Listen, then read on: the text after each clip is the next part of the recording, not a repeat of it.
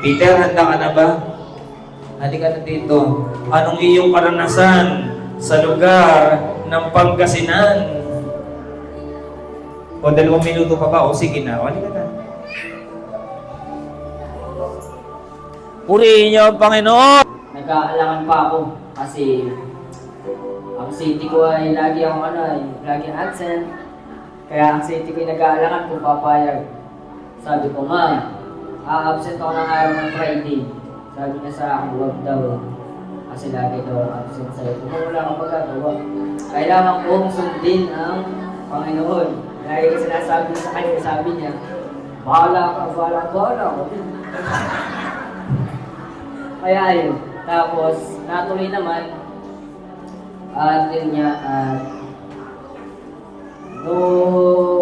may patutuo ko na rin ito na nung nag-worship sa crusade ay katabi ko noon si John Lay. Ang kanta nun ay Holy Forever. Nung ako'y nag-worship, nagbubulay-bulay ako na bakit parang kulang?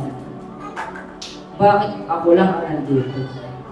Bakit wala ang kapatid ko, magulang ko, ang papa? Kailan po kaya siya tatawagin ng Panginoon na katulad ko? Kasi ako dati ay talagang katulad ng papa, ng manginginom talaga. Halos araw-araw na ako nagiinom. Siya ay natutuwa dati kaso nung tumagal, nakikita ng papa na parang masama na sa akin ang pag-iinom. Nakakalit na nga sa akin. Nakaawa na ako.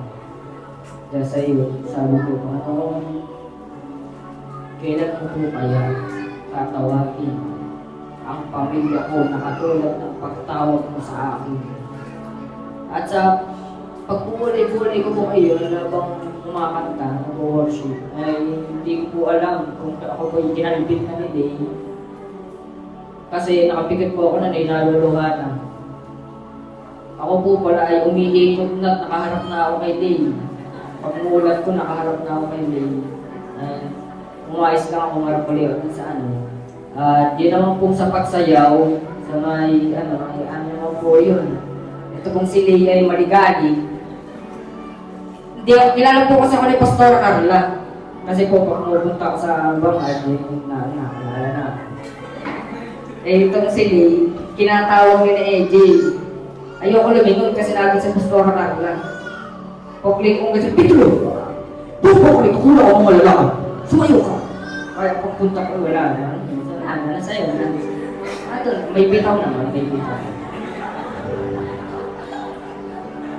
At yun lang po, nakita ko naman ang kagalakan ng Barangay Kitegan sa Cruzada ngayon na marami din pinagaling.